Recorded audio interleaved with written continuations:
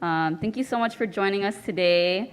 This is the Sanctuary Roundtable featuring Elvira Arellano, Karma Chavez, Naomi Paik, and Barbara Sostaita. Yes. I'm very excited to be moderating this panel with this incredible lineup. I think the idea of sanctuary is critical to immigration policy and the immigrant rights movement. During this panel, panelists will explore the meaning of sanctuary, some critical questions to consider. What is the historical background of sanctuary movements? Who does sanctuary apply to? What is possible under the framework or legalistic policy of sanctuary? And does sanctuary fall short in some ways? And just a few sentences about myself. I'm a second-year master's student in Latin American and Latino studies. And my engagement with immigration issues started in college when I joined the University of Chicago Coalition for Immigrant Rights and engaged with how migration issues touch the lives of undocumented students on campus and also around the city. So while not a Chicago-focused panel, the city and campus have been an important part of the immigrant rights movement. So it seems fitting we are here today exploring the meaning of sanctuary. I will now introduce our incredible panel lineup. Carmel R. Chavez is chair and Bobby Sherry Patton, endowed professor in the Department of Mexican American and Latina Studies at the University of Texas in Austin. She is co-editor of Queer and Trans Migrations, Dynamics of Illegalization, Detention, and Deportation, and author of Queer Migration Politics, Activist Rhetoric, and Coalitional Possibilities, and the Borders of AIDS, Race, Quarantine, and Resistance. Naomi Paik is the author of Bans, Walls, Raids, Sanctuary, and is developing a new project, Sanctuary for All, Sanctuary Everywhere, that brings together environmental and migrant justice. She is an associate professor of criminology, law, and justice and global Asian studies at UIC. Barbara Sostaita is an assistant professor of Latin American Latino studies at UIC and the author of the forthcoming book, Sanctuary Everywhere, The Fugitive Sacred in the Sonoran Desert, under contract at Duke University Press. Elvira Arellano is an organizer and human rights activist. In 2006, in defiance of an order of deportation, Arellano and her son Saul sought sanctuary at Adalberto United Methodist Church in Humboldt Park. Her activism while in sanctuary catalyzed the new sanctuary movement, a network of religious communities and organizations committed to defending and sheltering migrants at risk of deportation. To get us started, Naomi Paik will be contextualizing sanctuary history to situate our conversation. Oh, thank you so much, Lynda. Can you guys hear me? More or less? No. Okay. How about no? It is on. Oh, you want to try the sound? Okay, I'm gonna have to love the mic. Can you hear me now? No? They can't, you still can't hear me? Okay. Oh, take it out, okay. How about this? Oh, there we go, okay. Hello everyone. I also wanna congratulate Lynda for, she is soon to be joining the PhD program here at UIC in sociology, so congratulations, Lynda. And thank you for moderating this roundtable, and thank you to all the co-panelists. So Sanctuary has a long genealogy that stretches back millennia, but this roundtable will be focusing on US sanctuary movements, which have been led by migrant justice or migrant organizers and their citizen accomplices. So the original sanctuary movement began in the US Southwest when 8 churches publicly declared sanctuary in 1982, responding to the predicament of people fleeing the Central American dirty wars, during which military governments brutally suppressed leftist and indigenous opposition movements, killing more than 75,000 Salvadorans and 200,000 Guatemalans. I think I need to slow down for translation. Okay. Because the US supported these ruthless dictatorships, it refused to recognize Salvadorans and Guatemalans as refugees, since doing so would admit its responsibility for mass death. Instead, the United States deported these migrants back to lethal conditions. In response, sanctuary activists violated federal laws by providing transportation, shelter, food, and legal and medical aid to migrants, while also pressuring local jurisdictions to pass policies protecting refugees from the INS.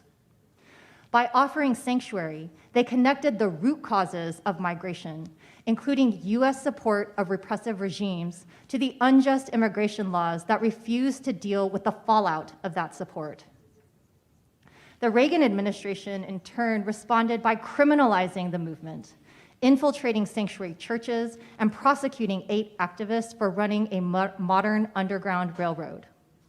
However, their convictions emboldened the movement. The number of sanctuary congregations doubled. While the Central American Peace Accords closed this iteration of the sanctuary movement in the early 1990s, the criminalization of migrants, among others, intensified. As the U.S. relentlessly pursued deportations, especially after 9/11, the new sanctuary movement moved to protect migrants once again. In 2006, our honored guest, Elvira Arellano, and her son Saul entered sanctuary in the Adalberto United Methodist Church right here in Chicago in Humboldt Park, and organized for the sanctuary movement. I just want to do a quick sidebar here that Ms. Arellano was originally swept up in a series of post-9/11 raids on airports, targeting undocumented workers as threats to our critical infrastructure. And this shows how 9/11 has increasingly cast immigration and migrants as a national security threat. So as during the 1980s, religious sites have used their status beyond state control to shield migrants from deportation. The new sanctuary movement has also taken more assertive actions, like organizing rapid response networks and know your rights workshops, while also lobbying local governments for sanctuary policies that prohibit local agencies from colluding with ICE. Additional policies decriminalize common migrant practices like street vending and provide resources like driver's license to undocumented persons. These policies can be effective. In Chicago and Cook County, for example, they slashed the number of ICE detainer requests to Cook County Jail from 1,400 to 70 in the course of 1 year. These prior histories have enabled the most recent resurgence of sanctuary following the 2016 presidential election that sent a white nationalist to the White House. The number of sanctuary jurisdictions jumped from a few dozen in 2010 to more than 600 in 2017. More congregations declared sanctuary, and the idea spread to new sites like transit systems, restaurants, and schools, with students, faculty, and staff at more than 200 universities petitioning to declare themselves sanctuary campuses. Just as another note, the University of Illinois refused. But even as the president has changed, many of the policies targeting migrants have remained. So we still not only need sanctuary principles and policies, but we also need to make them more radical and capacious, and I would argue abolitionist, if we are serious about keeping each other safe and about honoring our common dignity. Thank you.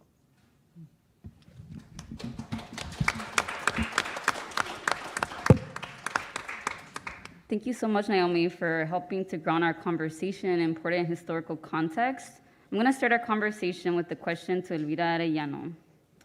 Elvira, you became one of the faces of the new sanctuary movement when you entered Adalberto Church in 2006, but also became a leading activist through your work for migrant justice.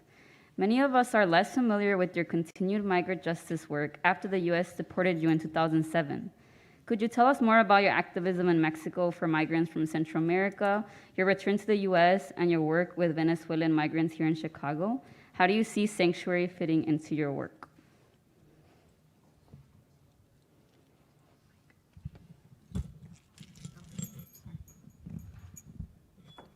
Sí, muy buenas tardes. Gracias por la invitación.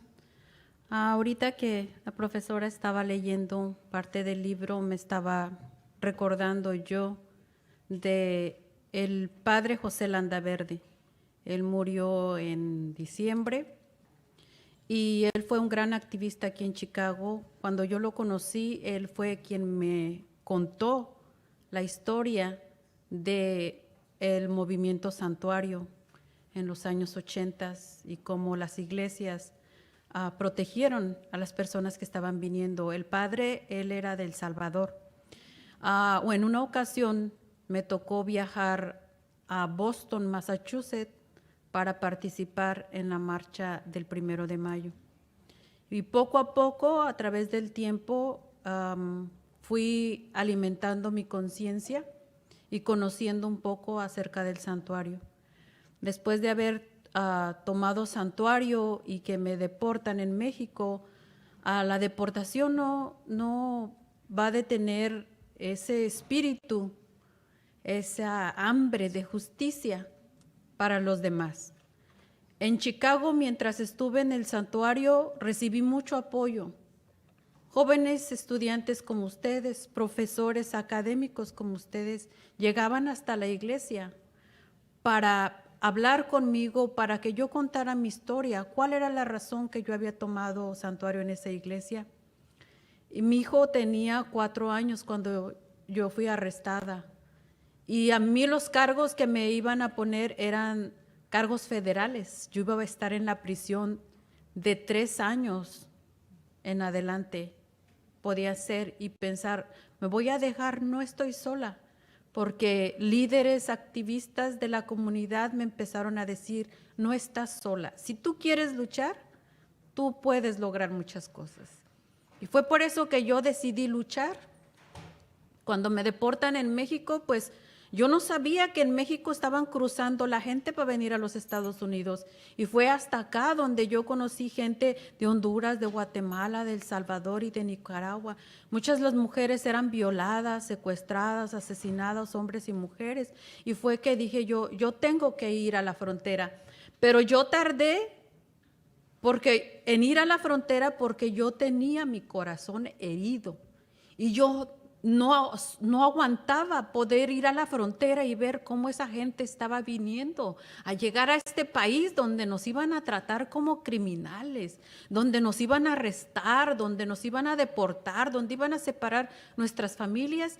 Y fue gracias al padre Luis Ángel Nieto, que él fue un gran activista en Los Ángeles, que él me dijo, tenemos que ir, porque hay un grupo de mujeres, de madres, que buscan a sus hijos desaparecidos. Y tenemos que ir para buscarlas y para ver cómo podemos ayudarle. Y fue esa la razón que empezamos a ir a la ruta migratoria, organizamos caravanas, protestas, viacrucis, para defender a los inmigrantes, a su derecho a transitar libremente por nuestro país México, que pararan las extorsiones, que pararan los secuestros, que pararan las violaciones, porque no solamente mujeres estaban siendo violadas, también hombres, ¿verdad? Y fue así como me involucré en el movimiento migrante mesoamericano, formamos el movimiento migrante mesoamericano, y el movimiento migrante también arropó a las madres que buscan a sus hijos desaparecidos, madres de Honduras, de El Salvador, de Nicaragua. Y para mí de ese tiempo, el momento más impactante fue cuando la caravana de madres decide ir a San Fernando, Tamaulipas, que fue en el 2010 cuando fue la masacre de los 72 migrantes, y logramos llegar hasta allá, en ese lugar, en ese cuartito ahí donde masacraron a esos 72, hasta ahí llegamos. Y la policía municipal y la policía federal no quiso acompañarnos. Fue el ejército quien nos escoltó a ese autobús de madres y a nosotros los activistas para poder llegar hasta ahí con las madres, ¿verdad? Y fue un tiempo bien difícil, pero lo más importante es que en esos años sí logramos bastante. Algunos migrantes lograron que se les diera su salvoconducto para poder transitar por México. Algunas caravanas sirvieron, ¿verdad?, para que se respetaran sus derechos, ¿verdad? Y fue parte del proceso en México. Como activistas también recibimos amenazas. Mis compañeros, la mayoría hombres, siempre me decían, Elvira, entre menos sepas tú, tu vida va a estar más a salvo. Yo soy madre, soy activista y también yo soy de Michoacán, pero de Michoacán yo me tenía que trasladar hasta el punto de reunión para nuestro activismo, que era a la frontera de Tenosique, en Tabasco, era en Chiapas y también era en Oaxaca, para el lado, lo que es sur de México. Entonces yo siempre viajaba en la noche para llegar en la mañana a la otra ciudad. sí me hacía bastantes horas y mis compañeros siempre decían, y temían por mi vida y varias veces fuimos amenazados precisamente por nuestra lucha por los migrantes de Centroamérica. Entonces, pues cruzo acá a los Estados Unidos, ¿verdad? Y entonces a lo poco que acabamos de hacer ahorita en la iglesia con nuestra pastora jacobita, que es en el santuario, pues a recibir a los migrantes de Venezuela. Se abrió un refugio temporal. Aquí están nuestras compañeras, María, está Sofi y está Saulito, ¿verdad? Que entre todos con nuestra pastora jacobita hicimos todo lo posible. Nuestra iglesia no es un refugio, no está acondicionado, pero los personas venezolanos decían solamente queremos un lugar en donde podamos descansar y dormir seguros, ¿verdad? Y se abrió provisionalmente, yo creo que se recibieron más de 200 gentes en nuestra iglesia y eso es pues lo que nos hace sentir bien que podemos hacer algo por los demás.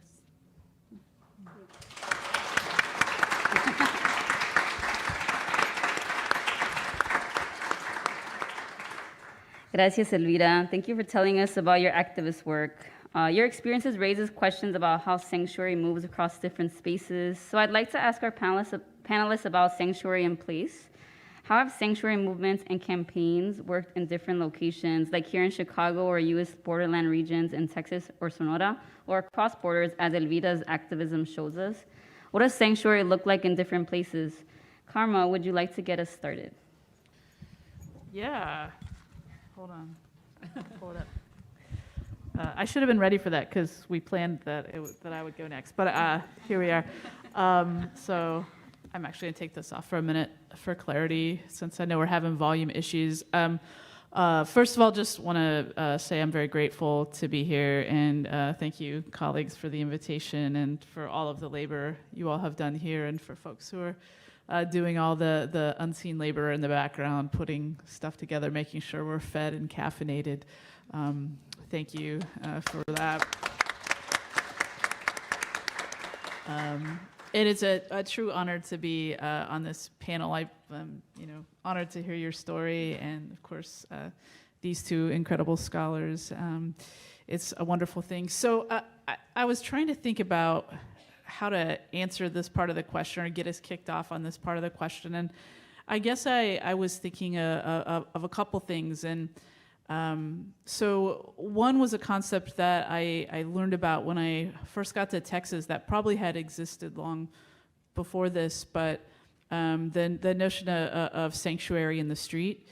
And so in Austin, where I live, I don't know what happened during the pandemic, actually, but prior to the pandemic and in the kind of post-2016 moment, Austin is progressive, of course, but we can understand that doesn't always mean actually progressive. And, there's collusion between immigration and law enforcement.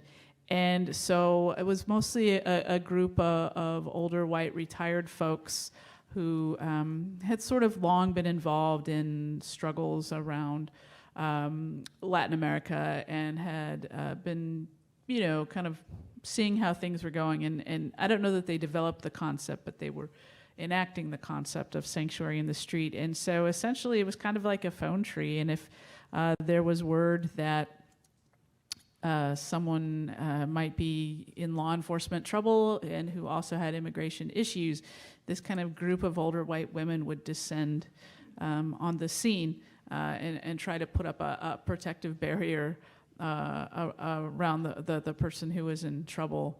And I thought that was a creative kind of response. It reminded me very much of, more than 20 years ago working in Tucson on the border, and the ways that people would do that same kind of thing. And so it wasn't necessarily called sanctuary in the streets, but I was thinking about my friend Raul Osmani Akaraz, who would put himself under a truck, a border patrol truck, to protect someone from being deported. And so really got me thinking about the importance of sanctuary as a micro practice that should be performed based on your local needs. One other example I wanted to give that's actually not on the southern border, but on the northern border. Several years ago, I had the opportunity to work with a very small liberal arts college in upstate New York to develop their sanctuary plan. And, very small, maybe 1,200 students, maybe 100 faculty or something like this at this institution, another maybe 100 staff, and we were all crammed into their multicultural student space to map out what actual sanctuary would look like on a small college campus. I think that maybe they had 3 or 4 undocumented students, and as far as they knew, no undocumented workers on campus, but they were invested in this as a practice of coalition building, as a practice of world making, and it was quite inspiring to be able to be a part of that. And so I guess I just offer those 3 little quips as a place to get us started. Thank you. First, I just want to stress how honored and humbled I am to be on this panel. I see everyone here as a teacher in a way. Naomi, I've learned so much from your work on abolition and sanctuary. Karma's work gave me the language to think about fugitivity and sanctuary and queerness and sanctuary. Elvira has taught me through her work about insurgency and sanctuary and about sanctuary that crosses borders. And Lynda, working with her on a master's thesis, I've learned about environmental justice and sanctuary, how sanctuary allows us to imagine more livable worlds. And so I just want to say thank you. I feel really honored to be sharing space with all 4 of you. I think for place in sanctuary, for my current project, my fieldwork is in Sonora, Arizona, and this is the place that's commonly thought of as an origin story for sanctuary in the United States, though there are many origin stories that we could point to. But having studied the 1980s movement, I want to emphasize what Naomi mentioned about the Underground Railroad and how people like Jim Corbett, who was one of the conductors of the Underground Railroad, was known as a Quaker coyote. The media often talked about him as a coyote.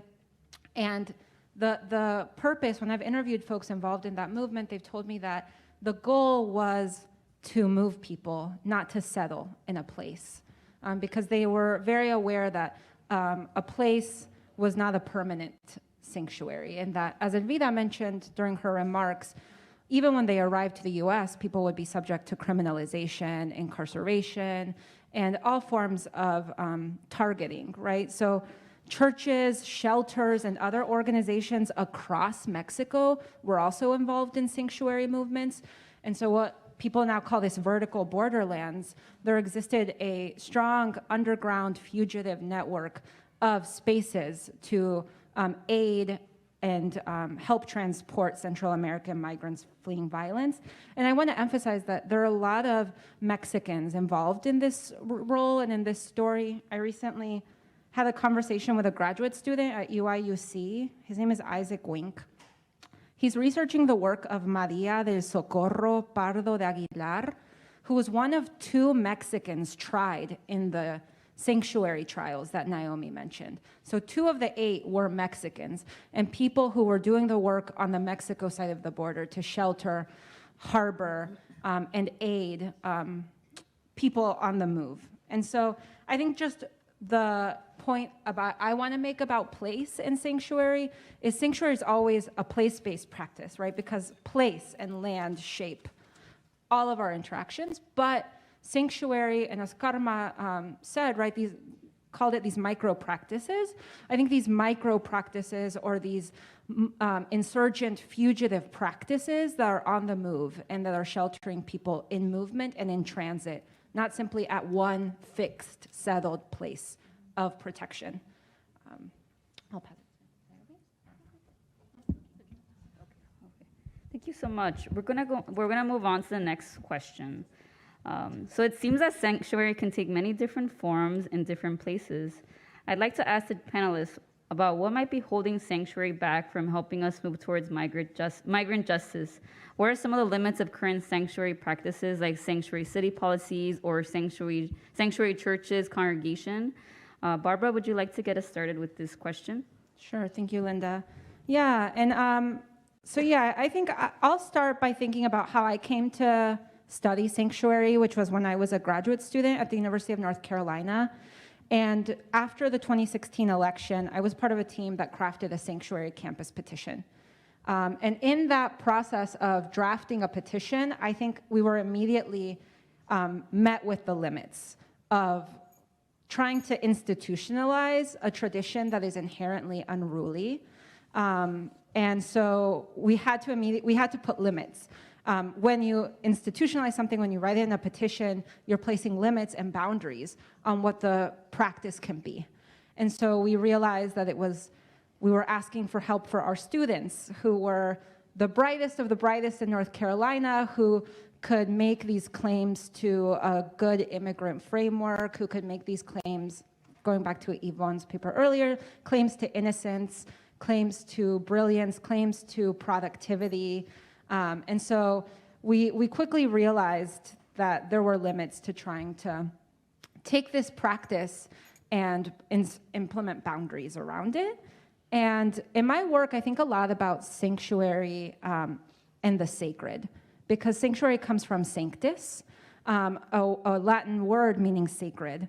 And because my training is in religious studies, I look a lot to religious studies scholars who theorize the sacred as that which disrupts or disturbs the profane being the everyday.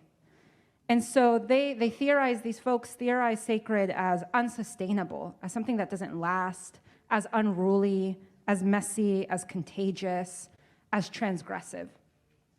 M. Jackie Alexander in Pedagogies of Crossing refers to the sacred as mobile, as something that moves, and because it moves, it can't be easily captured.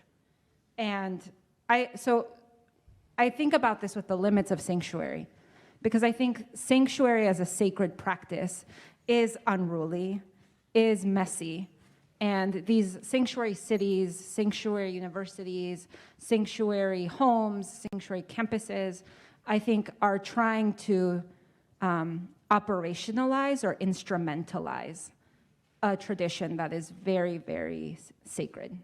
And by sacred, I mean fully sacred, meaning nurturing and destructive, healing and harming. It's fully sacred. So in my work, I work a lot with a nurse, Panchito Olachea, who was deported from the US to Nogales, Sonora. And Panchito enrolled in nursing school and became a nurse and saw the need in his community to offer services to people who were poor, migrant, Central American, and unable to access healthcare in Mexico. And he began walking down the streets of Nogales with a backpack with medical supplies. And they called him the walking ambulance. And by the time I met him, he had repurposed an old church van that had been donated to him from the US and was driving from migrant shelter to migrant shelter, offering care to folks stuck, immobilized, right, to borrow Soledad's language, immobilized in transit. And he and I spoke about his work, and he described it as a sanctuary on wheels. And I mention this because I'm also really taken with this sanctuary in the street tradition or practice about how sanctuary, I think, has its fullest power when we embrace this messiness, this fugitivity, and that when we refuse stasis and when we refuse fixity. So I'll stop there. Right. Thank you so much for that. I'm completely 100% on board with everything you just said. And I think if we look at the long genealogy of sanctuary, even like going way back before the sanctuary movement of the, hello. Oh, lift my voice. Okay. So if we even go back to the long genealogy of sanctuary and really think about some of the histories from medieval Europe even, right? We can think about the very practice of sanctuary has always been in opposition to the sovereign, right? It's always in opposition. So if we take it into the contemporary period, it's always oppositional to state sovereignty. So even thinking about a sanctuary church or a sanctuary city or other jurisdiction, there's some kind of opposition to the sovereign power of the US federal government. You cannot intrude into this religious space because we are doing something different here. And so there's this antagonism that's kind of inherent to the very practice of sanctuary. And yet when we go to other kinds of jurisdictions at different levels, like to the local government, right? We're actually using the same, we're making appeals to the same structure of governance that we're actually trying to undo. And so there's a contradiction there that's kind of inescapable, right? Because you're asking this very state that's responsible for the conditions that we're trying to protect people from to protect us from that very thing, right? So it's kind of a paradox and a contradiction that you can't get out of. And I think the other thing, I really love the kind of emphasis on sanctuary on wheels or sanctuary as unruliness, as disruption, as something always in motion. Because we often think of, or kind of a more conventional approach to sanctuary is thinking about it as a very specifically place-based practice. You cannot enter this church.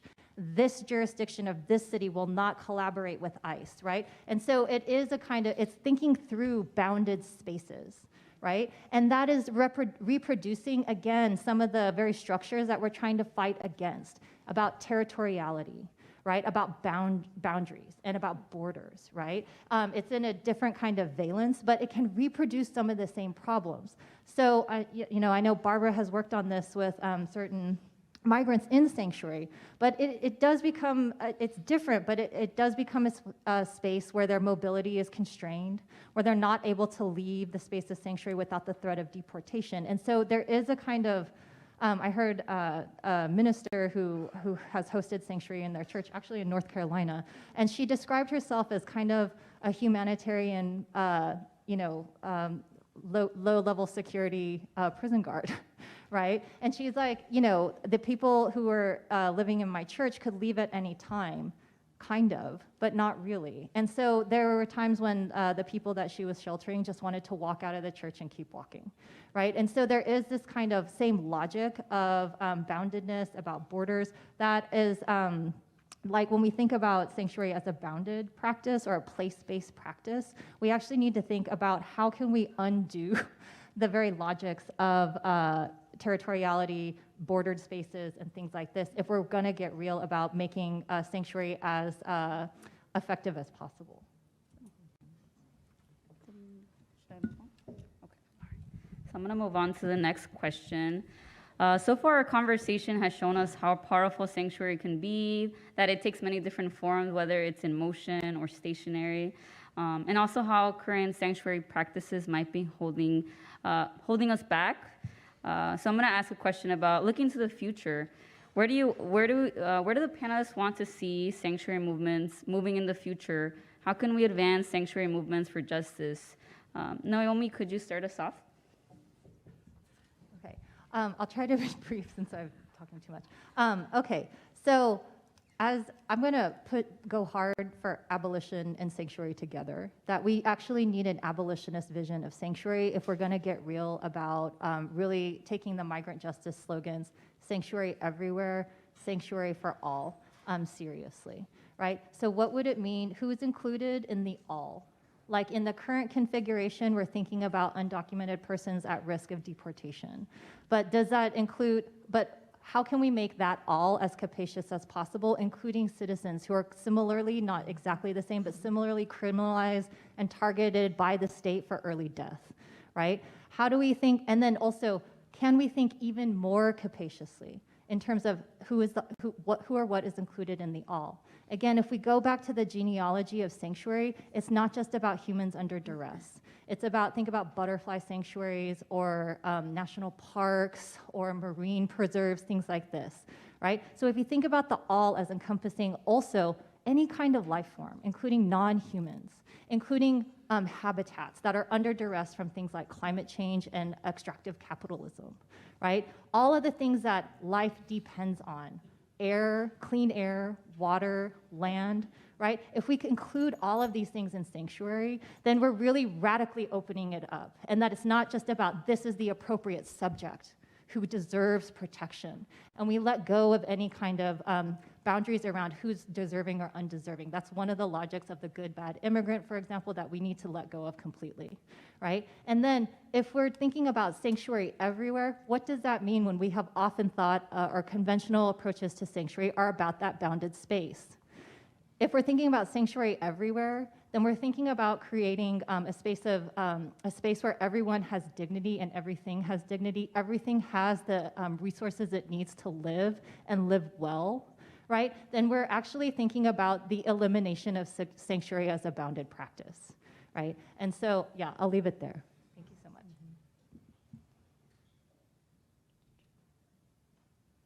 I mean, that pretty much sums it up as far as I'm concerned.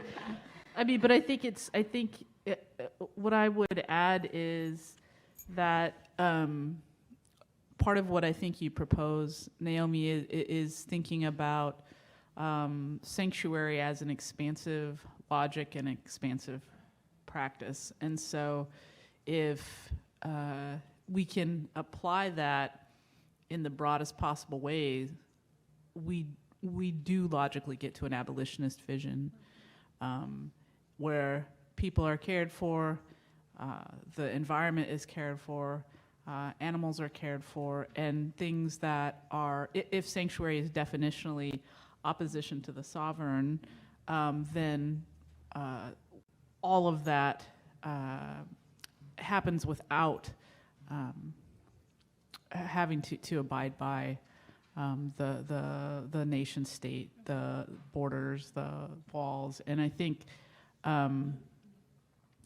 to me, the other way I think about this is like, I always turn to when, in the 2016 moment and everyone is like, oh, how do we get these policies written at our university? Or how do we get this? And I kept saying to people, we should do this, absolutely, but it doesn't actually mean anything, right? Like, they will collude with ICE. They will turn a student over who is accused of a crime. They will not hesitate to do that. And if we look back to the early 1980s, even like 1970s, really when sanctuary in like Tucson was getting started without that name, it was a practice of illegality, right? So fundamentally opposed to the sovereign. And so for me, that's part of it too. We have to, be willing to engage in law breaking, knowing that the laws are unjust. That sanctuary is fundamentally opposition to the sovereign, fundamentally a sacred practice of the unruly. So that in this framework requires participating in a legal practice, and then the broader vision of that, right, is abolition of the very concept itself. So. Do you want to add anything? I'd rather hear from others. Sure. So I'll stop. So are we ready to move on to Q&A? All right. So I think we're ready to open it up to questions from the audience. Yeah. Or do you need a mic?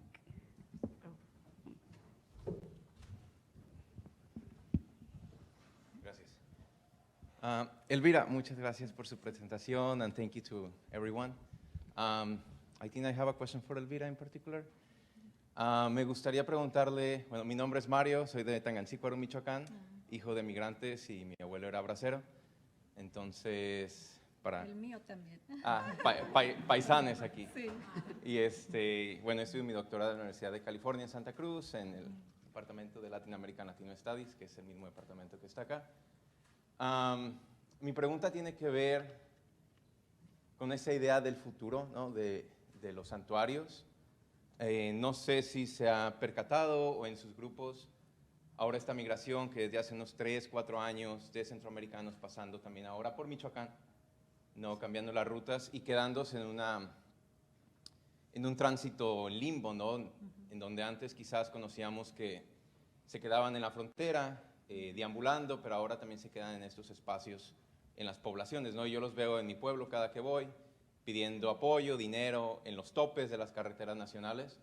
Entonces, un problema que creo que he percibido y antes trabajando también con comunidades en Michoacán y particularmente con la Iglesia Católica, que son los grupos que están de repente más conectados que el mismo gobierno. Creo que hay un problema como de responsabilidad y también en términos de ciudadanía de dónde queda este migrante, ¿no? ¿Quién lo acoge y cómo y de dónde toma apoyo, ¿no? Entonces, en este como que limbo de si es el gobierno, si son las organizaciones no profit, ¿qué es lo que ve usted en estas tensiones? Sobre todo ahora pensando que las migraciones siguen cambiando, ¿no? Constantemente y están llegando a otros lugares donde no teníamos, hace 4 o 5 años en mi pueblo no teníamos a los niños centroamericanos con sus papás pidiendo apoyo, ¿no? Entonces como que hay una demanda posible de que se ocupen más santuarios, más movilidades, más santuarios moviéndose, pero es complicado, ¿no? Entonces, ¿cómo dónde ve usted esos retos o qué encuentros quizás con los gobiernos, con otras instituciones se podrían como unir? Gracias. Sí. Bueno, pues hace... Ay, perdón. No, no es- En 2014 fue cuando yo crucé de regreso a los Estados Unidos y mientras estaba en México supe que los migrantes sí cruzaban por nuestros pueblos, pero cruzaban con los coyotes.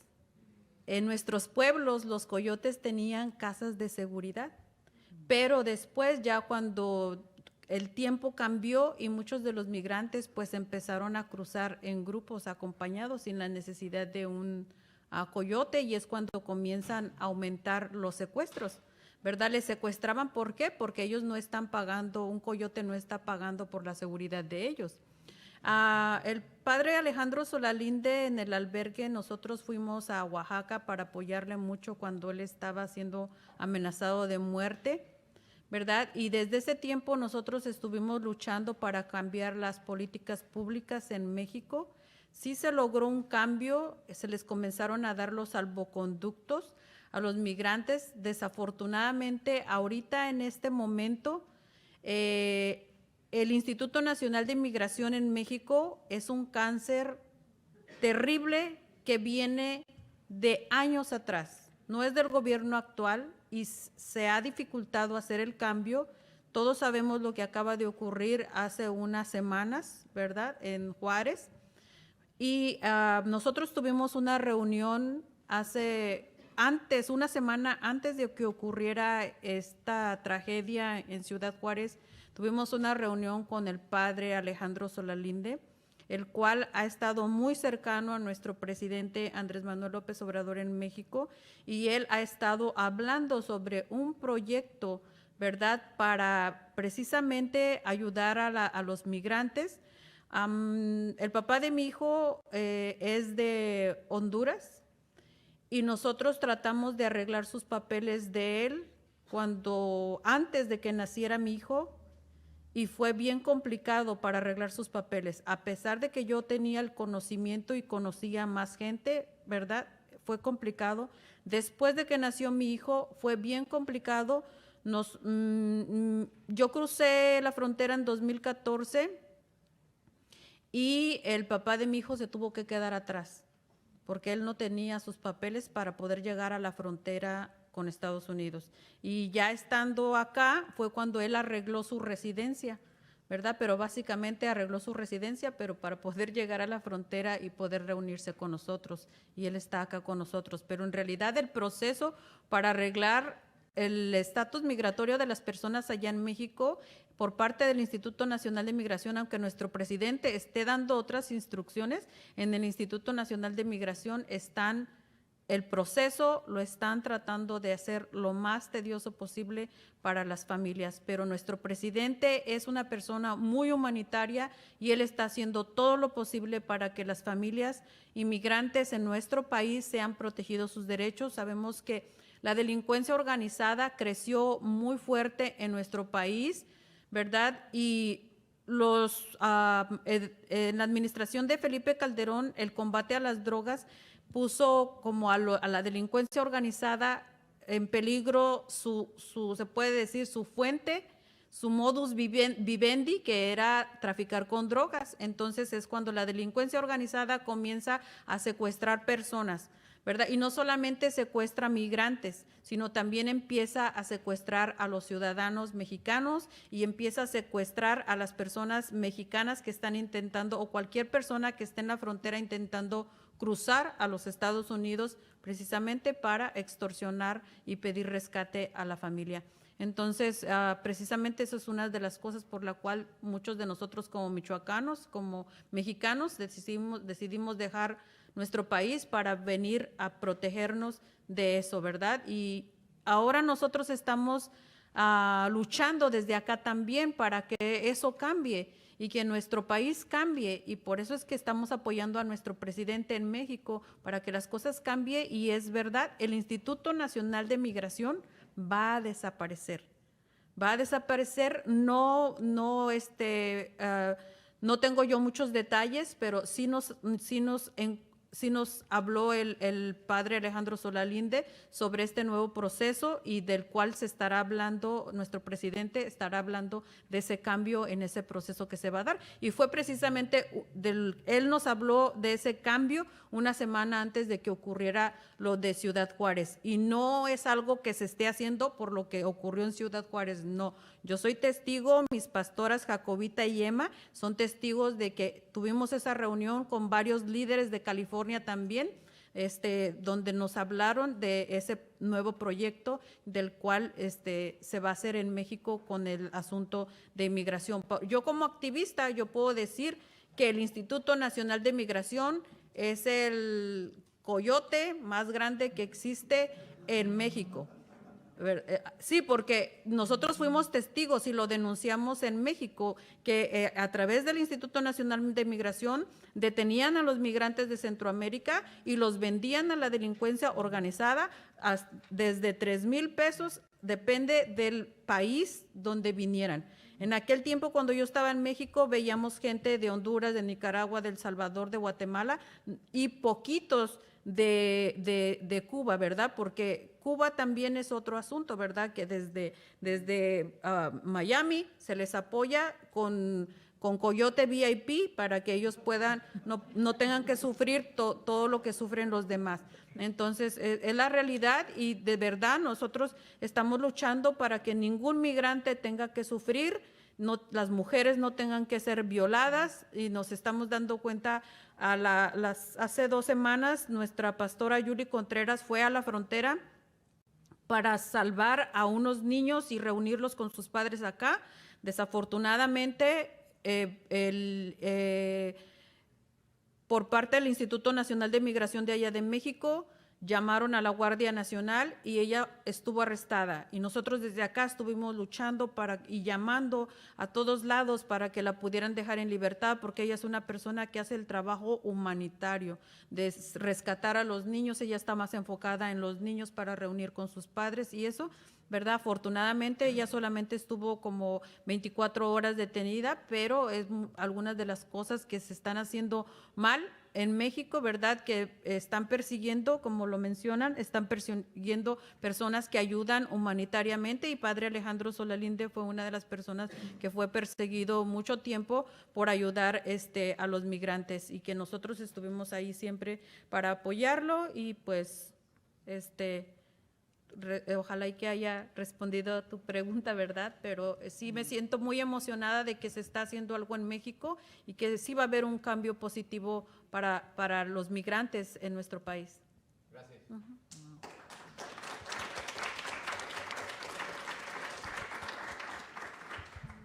Other questions?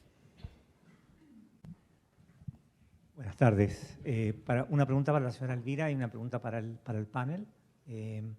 Quería preguntarle la idea sobre santuario en el caso de organizaciones criminales, ¿no? Si hay posibilidad de que un santuario exista con actores criminales, o si, como usted relataba, básicamente la única protección posible es, digamos, salir de México para buscar protección al otro lado de la frontera, ¿no? Y le hago la pregunta con respecto a la Iglesia Católica, que un elemento muy interesante era, por ejemplo, que en el caso de las guerras civiles en Centroamérica, fueron cruentísimas, como mencionaba Naomi, pero había ciertos límites a lo que se podía y no se podía hacer, más allá de que hubo exabruptos y hubo asesinatos de sacerdotes y todo, pero la idea de que la iglesia era un santuario donde los desplazados internos, por ejemplo, en El Salvador, iban en necesidad de protección, era algo que no se tocaba.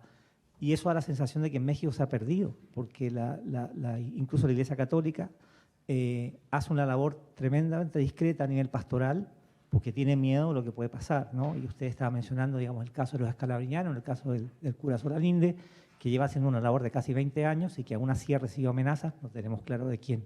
Entonces, quería preguntarle eso, si usted consideraba que hay límites, hay la posibilidad de la existencia de un santuario en ese contexto. Gracias. Sí, como lo mencionaba hace un momento, ¿verdad? A través del padre Alejandro Solalinde es que nos ha estado comunicando, y también a través de los medios de comunicación el padre Solalinde ha estado hablando sobre este nuevo proyecto en relación a hacer un cambio en la política migratoria en nuestro país, ¿verdad? Porque básicamente lo que está haciendo ahorita el Instituto Nacional de Migración está fungiendo como un guardia, ¿verdad? Más sobre seguridad, y no como lo que nosotros pretendemos es que los migrantes se les permita quedarse en nuestro país, los que quieran y los que no, pues que tengan su permiso, porque muchas veces les dan su permiso en lo que es la frontera, pero lo que es acá en el norte les quitan el permiso, no se los reconocen y los deportan, ¿verdad? Entonces, yo creo que sí va a haber un cambio muy significativo en relación a inmigración en nuestro país, y pienso que va a ser este año, ¿verdad? Nuestro presidente habló la semana pasada y ellos están diciendo que sí va a haber un cambio significativo. Desde luego, ¿verdad? La delincuencia organizada ha hecho un daño muy grande en nuestro país, y precisamente incluso tenemos otro compañero, Rubén Figueroa, que él estuvo muy activo, también él recibió amenazas y también él está de este lado de la frontera, ¿verdad? Y nosotros en ese tiempo, los medios de comunicación, gracias a los medios de comunicación, es que nosotros creíamos que gracias a los medios de comunicación es que nuestra vida podía protegerse, porque a través de ellos podíamos hacer las denuncias de lo que estaba pasando en nuestro país. Entonces yo siento, estoy muy agradecida que a través de los medios de comunicación podíamos hacer todas las denuncias, y fue a través de los medios de comunicación que llegó mucho apoyo también para el padre Alejandro Solalinde, Fray Tomás, ¿verdad? Y en realidad sí ha habido muchas amenazas para todos los padres que han estado haciendo, aún en contra de la misma Iglesia Católica, porque muchos de ellos estaban desobedeciendo a la Iglesia Católica, y se me hace a veces es extraño que en México los padres de la Iglesia Católica están apoyando mucho, y acá en Estados Unidos, cuando yo tomé santuario, fue una iglesia cristiana la que me abrió las puertas, y muchas de la Iglesia Católica dijeron que ellos no iban a abrir sus iglesias. En Los Ángeles fue donde se abrió santuario, pero el padre tuvo mucha presión por parte del obispo para que terminara el santuario, y tuvo que reubicarse a la familia en una iglesia cristiana para poder asegurar que ellos estuvieran protegidos, ¿verdad? Entonces, pues, para mí el santuario es muy importante, y para eso luchamos en México también y desde acá, ¿verdad? Porque aunque estamos nosotros acá protegidos, pero tenemos que seguir luchando para los que vienen atrás estén protegidos también, y eso es lo que pedimos siempre a nuestro presidente, ¿verdad? Y él es muy humanitario nuestro presidente. Nosotros creemos que sí, él está haciendo un verdadero trabajo en favor de los migrantes. Y Elvira, mientras estuviste hablando, también pensé con las caravanas de migrantes con Pueblos Sin Fronteras, que varias de las peticiones que ellos publicaron llamaban para que México sea un país de santuario. Son muchos de estas caravanas migrantes on the road, on the move, en movimiento, están imaginando cómo en el tránsito se pueden crear comunidades de santuario y de refugio, que son temporarias, que son frágiles, pero comunidades de santuario y pueblos sin fronteras demandando que México sea un país de santuario. Cuando yo fui deportada en 2007, yo visité la ciudad de Ecatepec, Estado de México, no sé si algunos de ustedes lo ubican, pero en ese entonces José Luis Gutiérrez Cureño era el presidente municipal y él declaró el municipio santuario para los migrantes porque era en esa ruta donde los migrantes llegaban, estaba Lechería, que era, se puede decir que la zona más grande donde llegaba el tren y muchos de los migrantes de Centroamérica ahí era donde bajaban, entonces se les secuestraba, se les extorsionaba e incluso el presidente municipal puso el primer albergue por parte de un municipio, pagado por el municipio con todos los gastos, con camas y todo se acondicionó y ahí se estaba recibiendo a los migrantes para que pudieran descansar y no fueran perseguidos. Entonces, sí hubo colaboración de ese municipio y se declaró santuario el municipio de Ecatepec. Can I ask a question?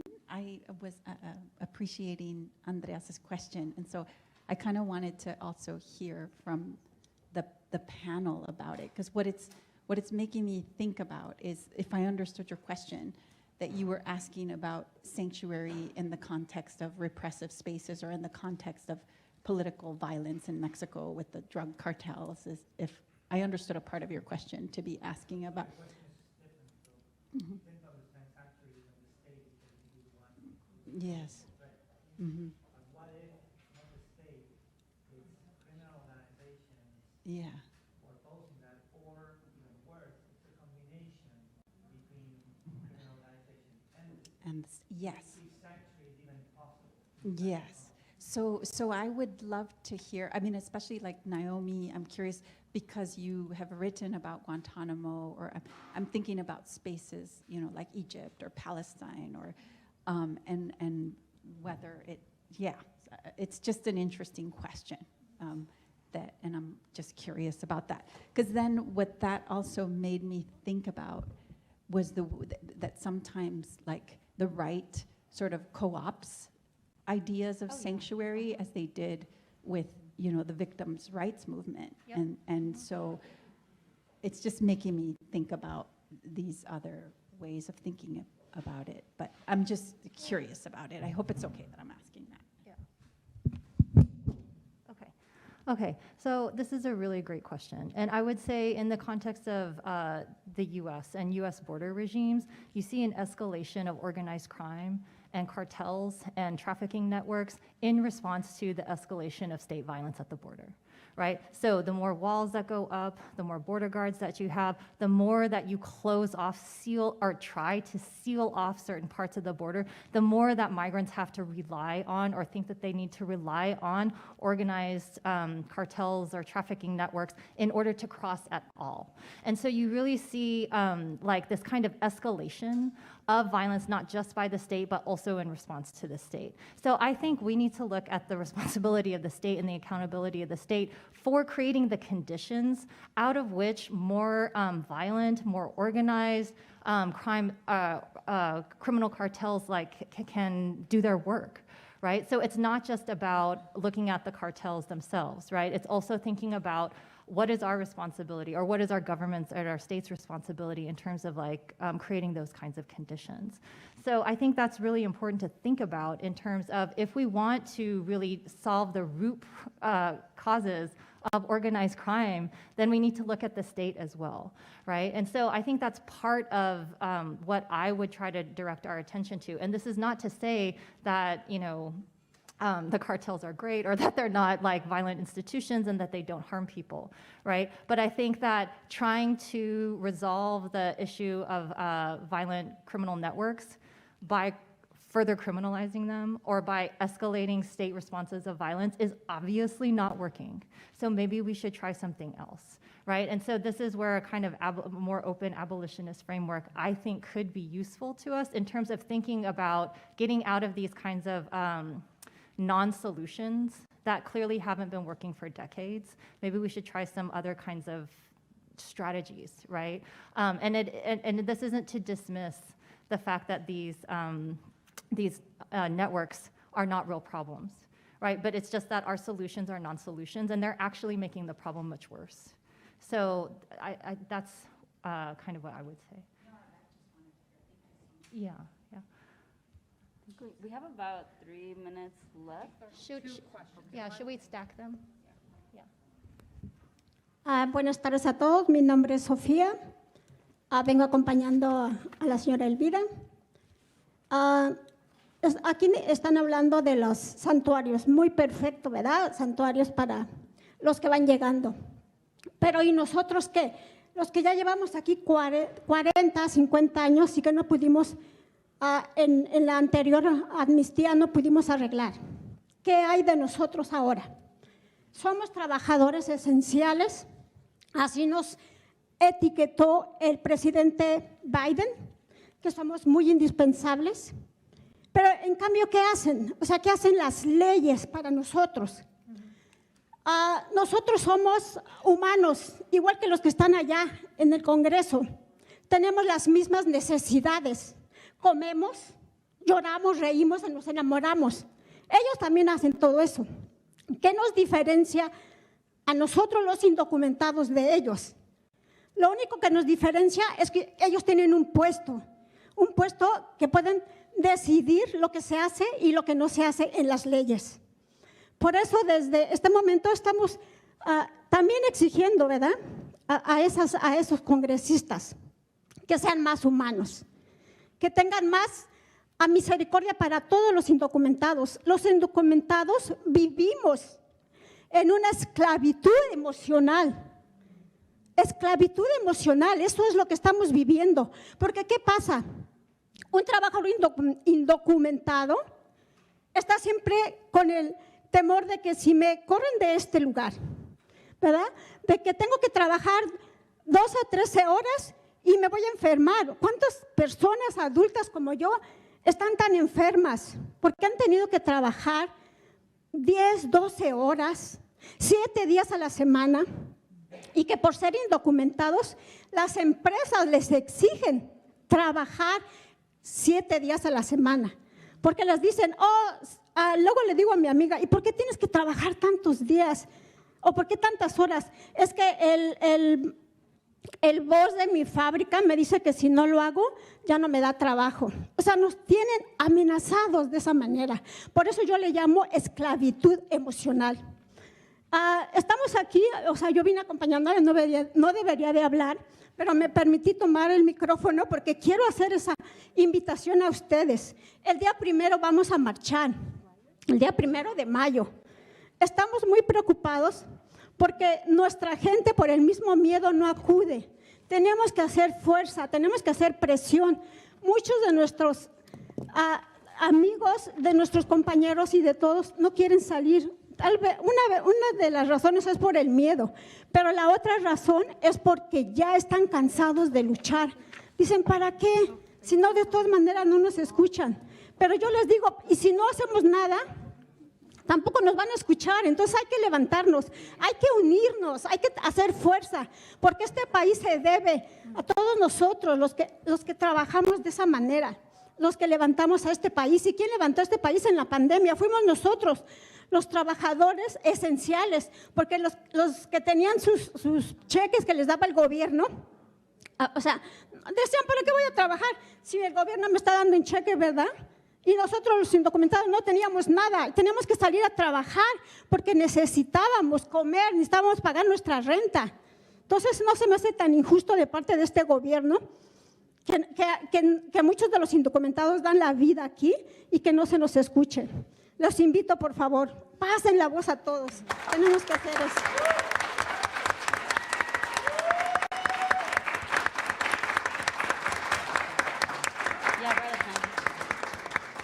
Yeah, it's 1:47.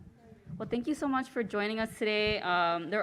We have a few flyers here, so if you're interested in learning more, we'll pass them around.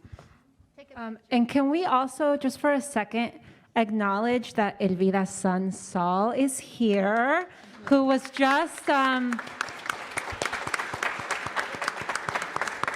Saul was just elected to the Chicago Police District Council, and so we're talking a lot about abolition, making safer communities, and Saul is on May 2nd going to start that work. So, and congratulations, Saul.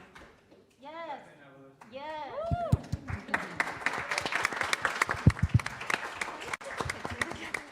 Okay, so our next panel will start at 2 o'clock. So we have a short break.